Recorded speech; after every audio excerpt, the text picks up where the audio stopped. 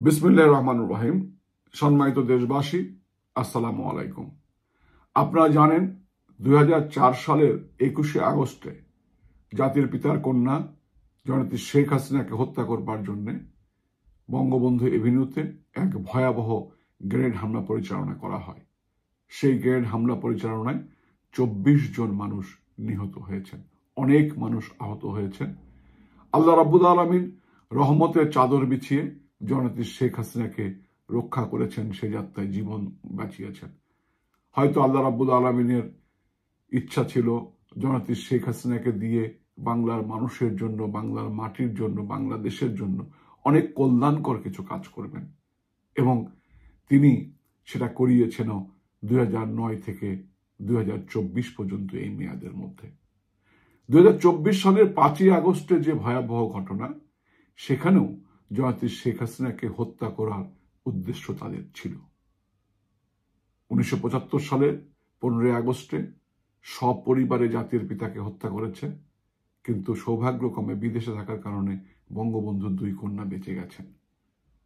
প্রকৃত অর্থে 15ই August, 21শে August এবং 5ই আগস্ট সবকিছু একই সূত্রে গাথা, একই গোষ্ঠী পরিচালনায় এগুলো হয়েছে। হয়তো মাঠে ক্রিয়াশীল যে ব্যক্তিরা ছিল তারা একই নয়, সময়ের প্রেক্ষাপটে তারা হয়তো পরিবর্তন হয়েছে, কিন্তু মূল পরিকল্পনা এবং এর যে মিশন সেটি এক এবং অভিন্ন।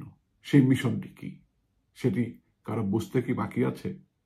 হয়তো হালফিল পাকিস্তান প্রতিষ্ঠার পরে উচ্চ আদালত কলমের খোঁচায় 21শে আগস্টে মামলার রায় বাতিল করে সমস্ত খুনিদের, সমস্ত হত্যাকারীদের, পরিকল্পনাকারীদের কারাগার থেকে মুক্তি দিয়েছে সম্মানের সহিত। কিন্তু মানুষের বিবেকের আদালতে কি তারা মুক্তি পেয়েছে?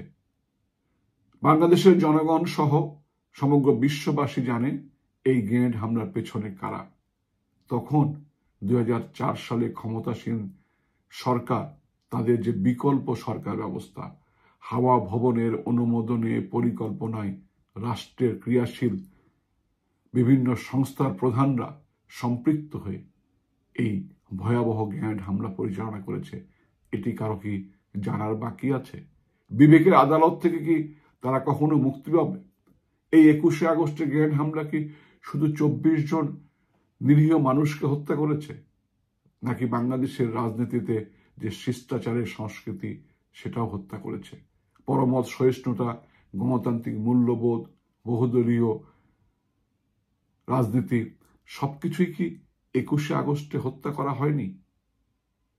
আজকে অনেকেই বড় বড় কথা বলে, কিন্তু আওয়ামী লীগের মতো একটি রাজনৈতিক দল কখনো তো 21শে আগস্টের মতো কোনো ঘটনা ঘটায়নি, কখনো তো 15ই আগস্টের মতো কোনো ঘটনা ঘটায়নি, কখনো তো 5ই আগস্টের মতো কোনো ঘটনা ঘটায়নি।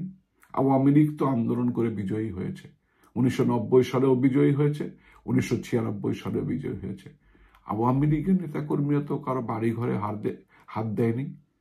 1971 সালে 16 ডিসেম্বরে বিজয় অর্জনের পর তো আওয়ামী লীগের নেতাকর্মীরা রাজাকারদের বাড়িঘর সবকিছু জ্বালিয়ে দেয়নি, রাজাকারদের পরিবার পরিজন সবাইকে তাদের সম্পদ লুণ্ঠন করেনি, তাদের পরিবার পরিজন সবাইকে দেশান্তরী করেনি। আমাদের উপরে এই আঘাত কেন আসে? তার কারণ একটি, ওই 1971। 1971-এর 16 ডিসেম্বরে যে বিজয়, সেই বিজয় কোনোভাবেই পাকিস্তান মেনে নিতে পারে না। তাদের পরাজয়কে কোনোভাবেই তারা মেনে নিতে পারে না। আপনারা জানেন, পাকিস্তানের সবকিছুর নিয়ন্ত্রক হচ্ছে পাকিস্তান সেনা গোয়েন্দা সংস্থা আইএসআই। পাকিস্তানের রাজনীতিবিদরা আইএসআই এর সঙ্গে সম্পর্ক রেখেই তাদের উপদেশ মোতাবেকই রাজনীতি করতে হয়।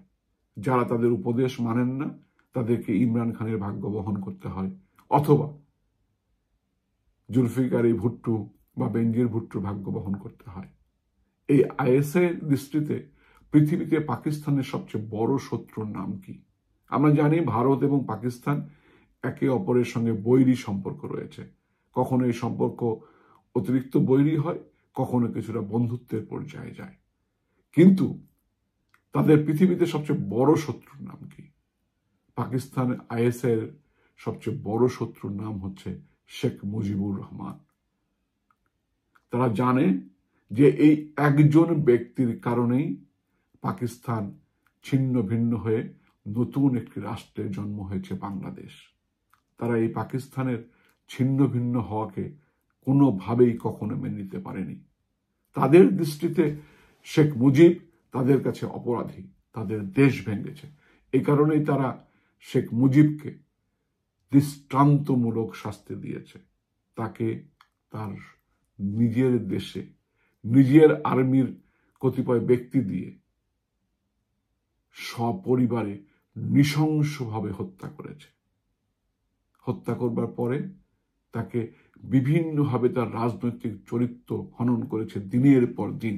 21 বছর ধরে রাষ্ট্রীয় প্রচার মাধ্যম এবং বেশ কিছু বেসরকারি প্রচার মাধ্যমেও বঙ্গবন্ধুর চরিত্র, বঙ্গবন্ধুর রাজনৈতিক অবস্থান, বঙ্গবন্ধুর সরকার পরিচালনা নিয়ে নানাবিধ কুৎসা রটনা করা হয়েছে। তার সন্তানকে নিয়ে, তার পরিবারকে নিয়ে কুৎসা রটনা করা হয়েছে।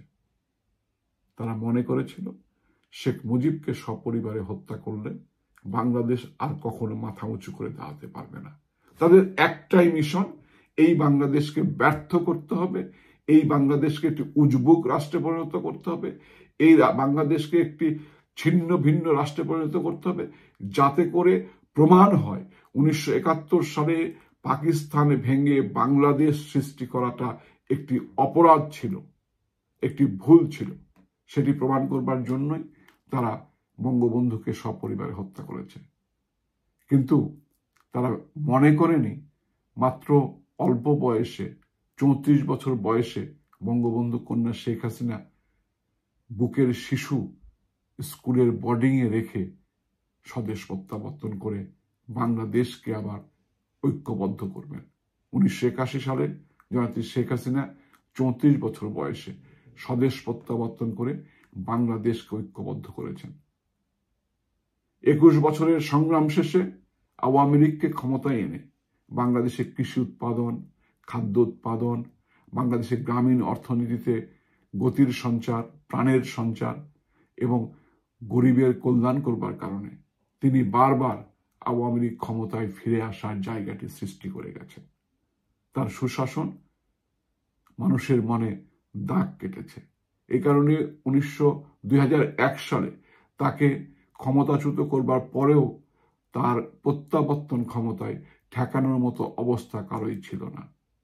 যেহেতু তিনি আবারও ক্ষমতায় আসা তার অবশ্যম্ভাবী, সেহেতুই তাকে হত্যা করবার জন্য 2004 সালের 21শে আগস্টে এই ভয়াবহ গ্রেনেড হামলা করা হয়েছিল বাঙালির ভবিষ্যৎ নষ্ট করবার জন্য। এবং এই গ্রেনেড হামলার সঙ্গে কোন পিতার পুত্র জড়িত ছিল এটি কি কারো অজানা আছে? কারো অজানা নাই। পিতার অসমাপ্ত স্বপ্নই তো পুত্র বাস্তবায়ন করতে গিয়েছিল। কিন্তু আল্লাহ রাব্বুল আলামিন যদি হায়াত রাখে তাহলে কি কেউ হত্যা করতে পারে?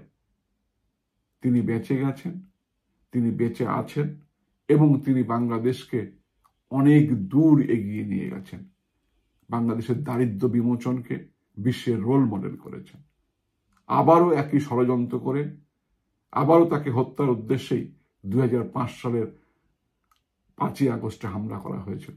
আপনারা দেখেছেন আল্লাহ রাব্বুল আলামিনের অশেষ রহমতে তিনি বেঁচে গেছেন। কিন্তু যারা তাকে হত্যা করতে পারেনি তারা প্রকাশ্যে কিভাবে ধানমন্ডি 32 নম্বর ভেঙেছে, কিভাবে তাদের জিঘাংসা চরিতার্থ করেছে, কিভাবে গণভবন ভেবেছে। সে তার ব্যক্তিগত সম্পত্তি নয়, তিনি সেখানে থাকতেন প্রধানমন্ত্রী হিসাবে। কিভাবে তার আসবাবপত্র, তৈজসপত্র, পরনের কাপড় সবকিছু নিয়ে কি পৈশাচিক উল্লাস করা হয়েছে। এবং তাকে যে হত্যা করা হয়নি, তিনি যে বেঁচে আছেন সেটি যে একটি ভুল, সেটিও তারা প্রকাশ্যে প্রচার মাধ্যমে মিডিয়ার সামনে বলেছে। কিন্তু সবকিছুর পরেও তো হায়াত দেবার মালিক রাব্বুল আলামিন। তিনি জননেত্রী শেখ হাসিনাকে বাঁচিয়ে রেখেছেন। তিনি জননেত্রী শেখ হাসিনাকে মানুষের কাছে যাবার জন্যই আবার বাঁচিয়ে রেখেছেন। ইনশাল্লাহ ইনশাল্লাহ শেখ হাসিনা স্বদেশ প্রত্যাবর্তন করবেন। 1981 সালের মতো বিরোচিত স্বদেশ প্রত্যাবর্তন করবেন, ফুলেল স্বদেশ প্রত্যাবর্তন করবেন এবং তার নেতৃত্বেই বাংলাদেশ পৃথিবীর বুকে মাথা উঁচু করে দাঁড়িয়ে ৭১-এর বিজয়কে সার্থক করে তুলবে এবং দীর্ঘদিন ধরে তাদের যে ৭১-এর গ্লানি নিয়ে তারা যে বসে আছে সেই গ্লানিকে স্থায়ীকরণ করবে ইনশাল্লাহ। বাঙালির বিজয় কেউ ঠেকিয়ে রাখতে পারবে না, আর দাবায় রাখবার পারবে না ইনশাল্লাহ। জয় বাংলা, জয় বঙ্গবন্ধু।